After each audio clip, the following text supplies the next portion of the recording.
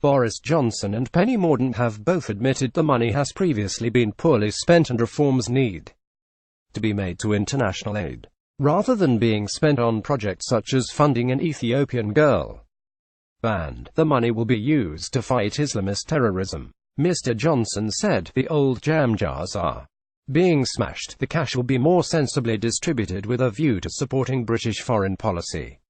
You are going to see a lot of progress there on official development assistance funding, supporting diplomatic activity in Africa, which is entirely sensible." The Foreign Secretary also said that Brexit would allow the UK to take back control on what international aid projects British money was spent on.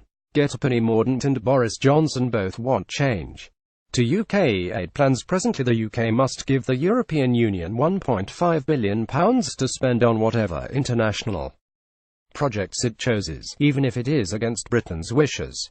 He said, "We are 25% of EU aid spending. We're a massive player in these things, in spite of our bulk and our overseas aid projection. We never got the influence in the European Commission that we needed. Our numbers went down and down and down. Of senior officials in the Commission.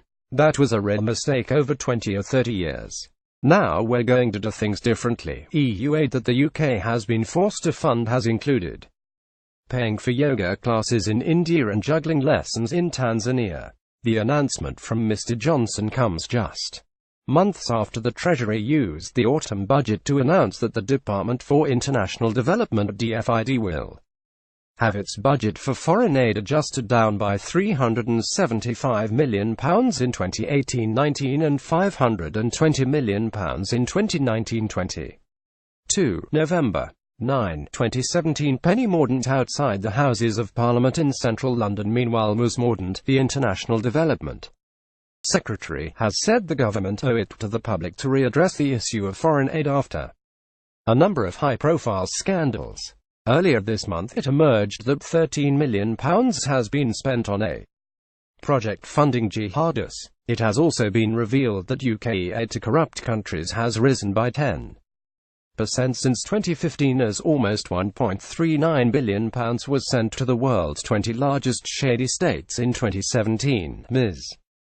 Mordaunt, who has only been in her post for just over a month, has pledged her commitment to sort out the problems with the budget. She said, "We must ensure that every pound, dollar, euro and yen raised delivers more. We must make our delivery and decision-making structures more efficient and effective. That will be one of my priorities. We owe it to those who make that humanitarian help possible, the British people," she added.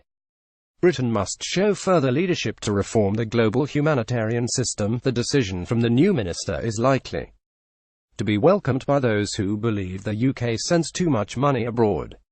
The Daily Express's Stop the Foreign Aid Madness crusade has attracted an army of supporters, who have completed coupons published in the newspaper urging Theresa May's government to take action. While the Conservative Party appears to have committed itself to reforming the Development Fund, Labour has called for a rise in money being shipped overseas. Boris Johnson has said Brexit will give the UK more control over foreign aid. Penny Mordaunt has said the government owes it to the public to make changes to the aid budget. Earlier this month, Jeremy Corbyn wrote to Theresa May, urging her to reconsider the decision to reduce the budget. He wrote, "As the Office for Budget Responsibility revised growth figures down, the UK will now be spending £895 million less than expected on the intended objective of aid, which is poverty reduction and tackling disease. Are you confident that DFID has the resources it needs to deliver global development?" He went on to claim, "The British public is extremely proud of our country's commitment to spend 0.7% of national income on aid to reduce global poverty. Under a Labour government, the UK was a world leader in aid effectiveness and global development.